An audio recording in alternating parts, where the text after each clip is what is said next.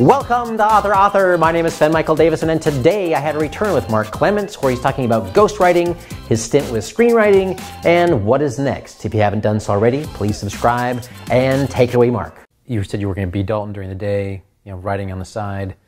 What else were you doing as far as in the writing community?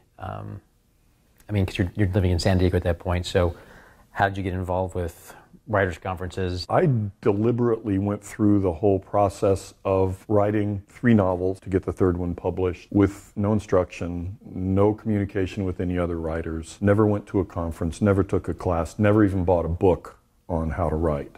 I just didn't want any interference with what I thought or felt was right until I started getting feedback from people in the profession. It was strictly just an ego thing. I just didn't want it. So the first time I actually met another writer was 2 weeks before 602 was released. On Adams Avenue at that time, there was a little storefront called the Writers Haven and Bookstore, started by a woman named Betty Juris, who also was one of the founders of the Southern California Writers Conference, San Diego. And I went in there and I said who I was, and I was welcomed with open arms. And they had a little bookstore in there. They had a place where you could work with a computer, offered classes. I didn't start teaching there, but they did ask me right away if I would care to lead a workshop at the next conference. So that's how I got started with the Writers' Conferences, was from the Writers' Haven. So I started teaching at the Southern California Writers' Conference starting in 1989 until now. I've taught almost every year. And then now also at the La Jolla Writers Conference every year since it was founded. And are you sort of on the board, or are you just sort of the annual guest appearance? Or yeah, annual guest appearance. I'm not dependable enough or organized enough to be on anybody's board if they're smart. Both of them, I do the late night read and critique groups typically. Sometimes I do daytime classes also, but the read and critique groups, they're called different things at night. They all came out of this Santa Barbara pirate workshops, which were held after the rest of the conference was done. The people who were really hardcore would get together and do a read and critique independently. And then it became sort of associated with the conference as a regular thing. These are workshops that start at 8 o'clock or 9 o'clock at night and go until whenever. The record for me was at Southern California Writers Conference. We went until 7 a.m. once, from 9 p.m. to 7 a.m. the next day. And did you have a workshop at 9 a.m. after that? Or? I didn't. No, I'm smart enough to tell them not. Don't schedule me for anything in the morning. So that's really where it got started. And then Judy Reeves, local icon in the writing community, she started, when the Writers Haven closed, she started up another organization to do similar things in terms of offering a place for writers to meet and a place to have classes and workshops. And so I was doing the same kinds of things there, and now I have 2 regular read and critique groups at San Diego Writers Inc., which is another incarnation of the whole Writers Haven thing, really. So Judy Reeves started Writers Inc.? I don't think she technically started Writers Inc. She started her own organization, and it had a couple of different names over the years, but she was definitely one of the founding lights of San Diego Writers Inc., and she teaches there amongst other places now. When people come to your special reading critiques, is it mostly hobbyists, or is it people who are serious about writing? Oh, it's mostly people who are serious. I'm sure there are the occasional hobbyists, but almost all of them have the intention of being published. And most of them want to be conventionally published at least once. Even now with Amazon and the other options online, there's still a certain sort of cachet to being published conventionally, the idea being that it's validation. Professionals have assessed you and decided that you're worthy of being published. Typically, they're very serious about that. So it's always rewarding to watch the hard work that people put in. Working people, some are retired people, young people, they all have that same dedication that I had and still have. How often do you see them actually achieve some success in those areas? The percentages are small. Even with obviously with the independent route, the internet route, anyone can get published now, literally anyone. And that's fine. To make a success of it is no simpler now than it was then, even with that venue. Yes, you can get your book out there. Getting it recognized, and especially now that's just this huge hubbub of voices. Every possible book, every possible person can get out there. At least it's possible now. in a way that it didn't used to be. What I stress to the writers that I work with, you ask about how many of them are successful. I don't know too many that I've worked with or that anyone's worked with who've gone on to be able to make a living, a full-time living at it. Some have been published conventionally, yes. Lots have been published independently, and some have done fine. Many of them have certainly sold more than I ever did, certainly conventionally. This is an unwise field to get into if your plan is to make a fortune. If your plan is to write as well as you can, then great. But if you think that that's going to translate into sales success, you haven't been paying attention. Sort of the alchemist trying to invent gold. Yeah, from lead. Yeah. Trying to make gold out of paper. So you said you got into ghostwriting, and you got into TV writing too, didn't you? It was an interesting thing. I was working at a software company that did screenwriting software. At that time it was called Scripting here in San Diego. I was doing technical support for them, but I got a call one day from a woman who was associated with Sid Stiegel, the studios that used to be here in town. And her husband was a cinematographer there, and she was an actress and screenwriter. And she had bought the program, and she had an idea for a TV pilot for a series.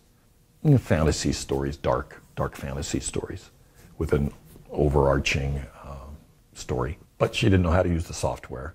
And frankly, she didn't know how to write a screenplay either. So she hired me to do both. And she gave me these very, very sketchy paragraphs describing who the characters were and kind of what the general idea, the gist of the story was.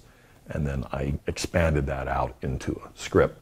It was called Dreamweavers, and that little pilot was shot at one of the Carradine brothers. It had Frank Gorshin in it. A lot of sort of character actors that people would recognize were in it. We shot it over a weekend, and I participated in that. I painted a mural that was used in it, and it was a gopher running around the set. So I did that, and then now I'm working on finishing up another script for a feature film that's intended to go to Netflix or something like that. Is it the same person? No, different person. And the more recent script I worked on came from editing. I've also done editing on books, and one of the people that I did a lot of the editing for, she has her own little publishing imprint. She put together a couple of movie deals, both of them for books that she had printed. One she wrote herself, a memoir, little vignettes, kind of Norman Rockwell in print stories about growing up on a farm, and then a true life story. And she called me up and said, "Have you ever written a script?" And I said, "Yeah." And so it went from there. And so I took some of her vignettes and spun them together with a fictional spine and created a script for this feature film. And does she have more plans for more features, or? She has at least one more. Another one that she's considering, it would be a docudrama based on a runner, fastest man in the Paralympics, a man who was born with no lower legs and no lower arms, or no hands. And he became the fastest man in the world, despite all of these things in his way. And was this before the Blade Runner kind of the guy, or is this? Yes, it was before the Blade Runner guy, but it's a similar thing. Those blade feet. He went from running on wooden stilts, in effect, just trying to run on these stiff wooden legs, to the blades were donated to him early on. I think actually Ross Perot invested in that for him. He got some high-level sponsorship based on his hard work to go to these races. So he was one of the first ones to use the blade. So again, just the random things that work out. I certainly was interested in screenwriting. Most writers, whether they admit it or not, would like that option. But I saw the vast obstacles. I mean, getting published is bad enough, conventionally published a book. Getting a film produced? It's honestly, I think it's the same. It's the same playing field. Same playing field? Having worked on both sides. Yeah, okay. It's no easier either side. It's no easier? Okay. Yeah, it's no easier. So I thought, well, if someday a book is really successful and I'm approached about doing a screenplay where there's actually a possibility that it'll get made, great. But I'm not going to go through the same hoops again, fighting against the Hollywood hierarchy and the Hollywood mess the same way I did with the book publishing. Well, the good news is, though, if you're a screenwriter, you get paid for your draft, and even if they don't make it, you did walk away with some cash. Yeah, well, that's one of the reasons why everybody wants to be a screenwriter. Yes. Is that there's actual, and even a book publisher, of course, if you get optioned by somebody with some money, there are book authors who have made a living off of film options for films that have never been made. They've never had an actual film made, but somebody keeps paying them every year to keep the option to make a film open, and that's how they make their living. Screenwriters do the same thing. So. Screenwriters do the same thing. Okay, yeah. Well, the same thing happened with ghostwriting? Was it sort of a ghostwriting was desperation. No, it was desperation. It was because with ghostwriting, the client assumes all of the liability and all of the risk for it ever being published at all, and they pay you. So you make money, you know how much you're going to get, it's guaranteed, you get the money, you give them the manuscript, and then the rest is up to them. Will it be successful? Will it not be successful? Actually, one of the books that I ghost wrote was for it was for Hay House, New Age publisher, and that one's gone on to do really well. But I only get what I contracted for. It could become the world's best-selling book ever and make millions and millions of dollars, and I'll never see more than that little check that I got at the beginning. But again, he assumed all the risk. It takes a particular kind of writer to be a successful ghostwriter, so I was not a successful ghostwriter. Writing's the one thing that I am a perfectionist about, and it's not a good thing to be a perfectionist and a ghostwriter, because it's just not economically sensible. The hourly rate dropped down to somewhere around 23 cents an hour, probably. Be my guess. Meanwhile, the guy's like saying, "Hey, man, where's my draft?" Oh yeah, the pressure is endless. Yeah. You've had a week. You've had a week to write this book. What's the delay? You should have like 9 drafts by now, right? Yeah. Yeah. Did that all come through the writers' conferences? How did people start? I mean, how did you? Yeah. Okay. It was contacts that I'd made there. People who came and found out how hard it is to write a book and how long it takes to get the hours under your belt to be able to do it properly. And they were in a rush. They had a story they wanted told, so they were willing to hire someone to do it. And they'd heard me at the conference, and they asked me if I was interested. And then once you get one, then it's easier to get another, and there are referrals and that kind of thing. And the same thing with book editing?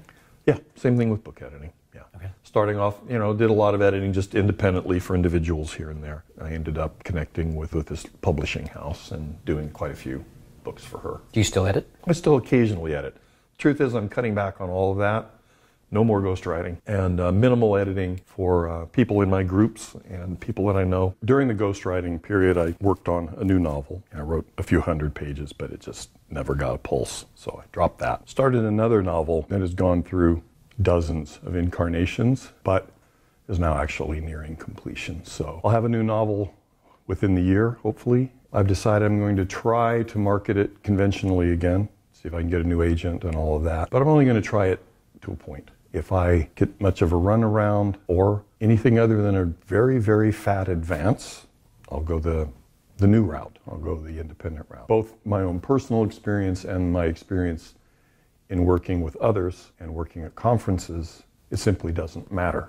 Being conventionally published is no guarantee of that you're better than someone else. I've seen way too many fine writers who can't get a publisher for whatever random reasons. And I've seen way too many terrible books that have been published for whatever random reasons to believe that there really is anything to that old saw, if you're conventionally published, that somehow certifies you as a quality writer. I don't need to worry about that. I know that barring a big advanced publishers, don't invest anything, time, money, concern for your future at all. You end up doing all that work yourself anyway. You might as well do it without the hassle. If it goes the self-published route, the indie route, do you feel like you've got a platform, or you know what you're going to do as far as that goes? That magical? Absolutely no platform whatsoever. Okay.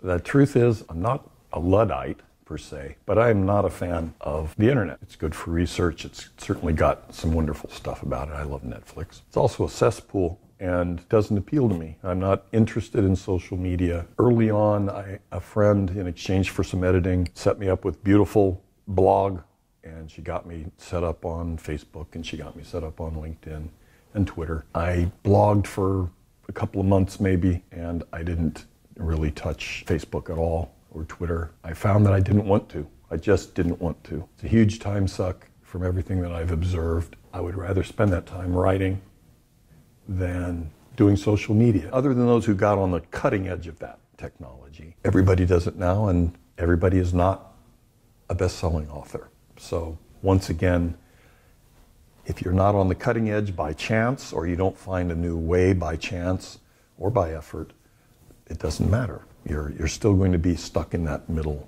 rank. Theoretically, yeah, I have to do something when the time comes. If you have to already have an established web presence to get a publisher, then I'm not going to have any luck. No. I'll be strictly on my own. My goal is to write the best novel I can.